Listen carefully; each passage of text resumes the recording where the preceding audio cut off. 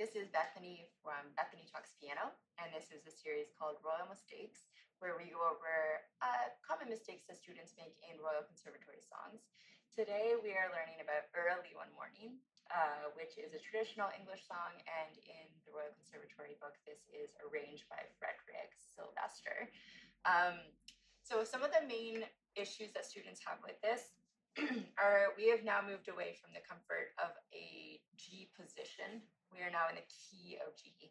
So up until this, you may have been experiencing that you are, in books that are teaching you the position of G, which means your lowest finger is on G and everything's centered around the 5 notes above it. We have now moved into the key of G, which means we have all 8 notes of G major, and we can put them anywhere. So it can now go, down. I can do any note. Any notes are able to be played and any positions. So the biggest thing that I see students kind of do is think, oh, what position am I in, right? So remember that you're now in keys. Try not to think of positions, but you can think about where your hand's jumping to, but studying the notes now. So the first big jump that your left hand has like that is found from measure 2 to measure 3. You have B and D, and we are jumping all the way down to a 6th at A and C.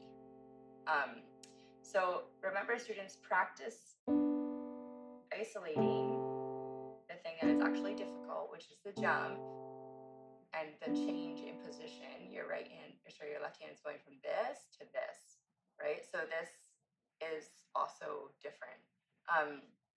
So that's the first thing to practice on line 1 with your left hand. The other thing that sometimes students miss is line 3, left hand, you have now changed to treble clef. You are now middle C position, and don't forget the F sharp.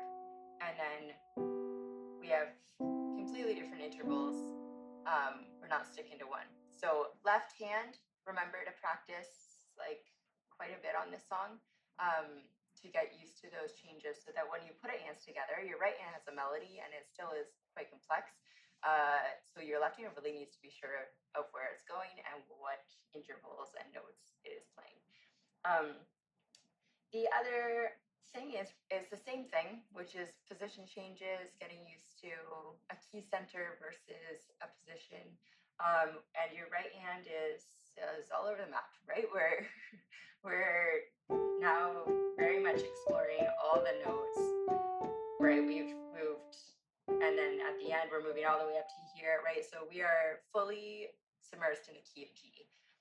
Try and, first of all, practice following the fingering. If it says finger 4 on the pickup to measure 3, a lot of students will be like, okay, 5's here, I do 5 again and then jump. But remember that you have to think about the slurs, right? This is slurring this second phrase. So remember that put finger 4 there. And you don't have very much time to do that. So practicing, right, doing this lift to get to 4 is very important. And then the third line's not too bad for right hand, but the last line, you do get this full octave span, kind of arpeggiation of the broken triad all the way up to the G. And then we're coming down the scale. It helps, think of it like that. That is just the G scale coming down, right? And then at the last second, we put the F sharp and back down to the G, back up to the G, sorry. So this is not going to work if you don't rotate your wrist, especially if you have a smaller wristband, which I mean, a lot of students in grade 1, some of you guys may be younger. So you're going like this and going, oh my God, my hand hurts. Yeah, it's a far distance. So we're not going to stretch. We're not going to do this and leave all of our fingers on the notes. We are going to rotate our wrist up.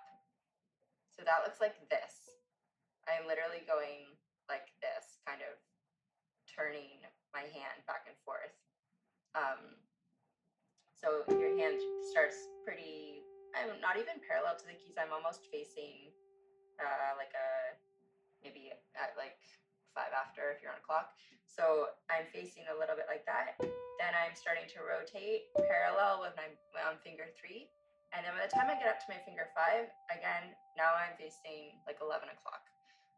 So I'm rotating my wrist quite a bit to get up to this G, right?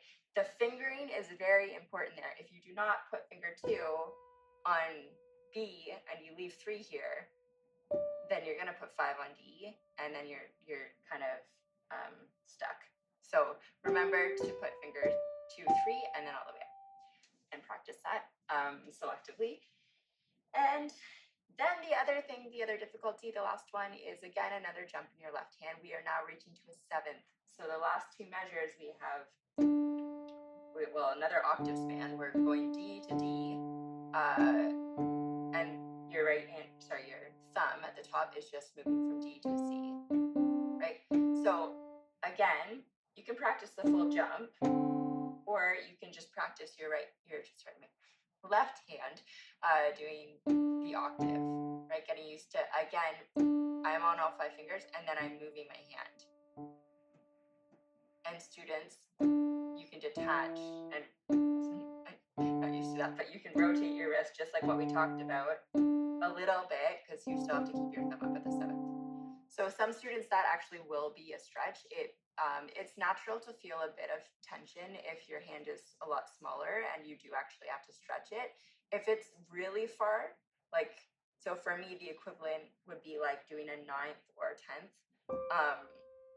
You can see I back up, like my hand is kind of close to the edge of the keys so that my fingertips are getting the notes still, but I'm not up here because that's stretching my finger a lot more.